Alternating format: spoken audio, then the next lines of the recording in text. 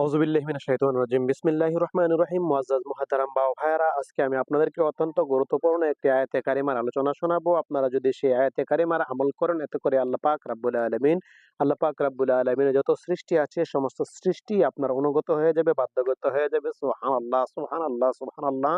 পবিত্র কালামুল্লাহ শরীফের সূরা নমলের ৩০ নম্বর আয়াত। পবিত্র কালামুল্লাহ শরীফের সূরা নমলের ৩০ নম্বর আয়াতের আমল যদি আপনি করেন, আল্লাহ পাক রাব্বুল আলামিন যত মাখলুক সৃষ্টি করেছেন সমস্ত মাখলুক আপনার বন্ধু হয়ে যাবে, আপনার ফ্রেন্ড হয়ে যাবে।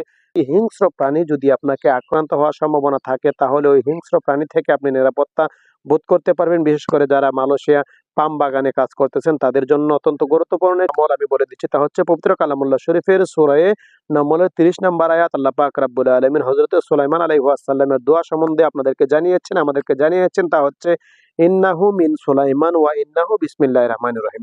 ইন্নাহু মিন সুলাইমান ওয়া ইন্নাহু বিসমিল্লাহির রহমানির রহিম। যেই ব্যক্তি এই আয়াতে কারিমা প্রত্যেকদিন ৩১৩ বার পাঠ করবে, আমরা আল্লাহ পাক রাব্বুল আলামিনের যত সৃষ্টি রয়েছে সমস্ত সৃষ্টি ওই ব্যক্তির অনুগত হয়ে যাবে, বাধ্যগত হয়ে যাবে। সুবহানাল্লাহ, সুবহানাল্লাহ, সুবহানাল্লাহ। আল্লাহ পাক রাব্বুল আলামিন আপনাকে আমাকে পবিত্র কালামুল্লাহ শরীফের এই আয়াতে কারিমার আমল করার তৌফিক দান করুক। সকল বলে আমিন।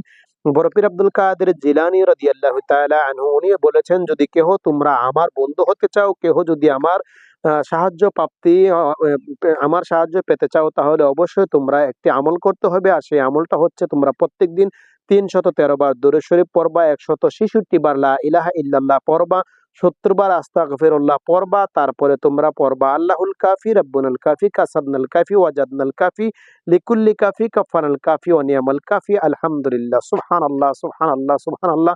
প্রিয় মুসলমান বাবা ভাইয়েরা, আমি আপনাদেরকে অত্যন্ত গুরুত্বপূর্ণ ২টি আমল বলে দিয়েছি। আপনারা যদি এই ২টি আমল এই ২টি নিয়ত করেন, তাহলে প্রতিদিন করেন, তাহলে অবশ্যই আল্লাহ পাক রাব্বুল আলামিন আপনার মনের বাসনা পুরা করে দিবে, আপনাকে শত্রু থেকে হেফাজত করবে। আপনার মনের বাসনা আমার আল্লাহ পুরা করে দিবে। আপনি যা চান আপনাকে আমার আল্লাহ পাক রাব্বুল আলামিন তা দান করবে। যেমন হযরত সুলাইমান আলাইহিস সালামকে আমার আল্লাহ পাক রাব্বুল আলামিন এমন ক্ষমতা দিয়েছিলেন, পৃথিবীতে যত কুল কায়নাতের মধ্যে আমার আল্লাহ পাক রাব্বুল আলামিন যত কিছু সৃষ্টি করেছেন সমস্ত কিছু হযরত সুলাইমান আলাইহিস সালামের অনুগত করে দিয়েছিলেন। সুবহানাল্লাহ, সুবহানাল্লাহ, সুবহানাল্লাহ। এইজন্য আমরা যদি পৃথিবীর সমস্ত মানুষ, পৃথিবীর যা কিছু আল্লাহর সৃষ্টি রয়েছে সমস্ত সৃষ্টিকে যদি আপনার বশে আনতে চান, তাহলে অবশ্যই আপনাকে পবিত্র কালামুল্লাহ শরীফের সূরা নমলের ৩০ নম্বর আয়াতে আপনাকে আমল করতে হবে। প্রত্যেকদিন আমল করবেন। বিশেষ করে ফজরের নামাজের পরে আমলটা করলে ভালো হয়।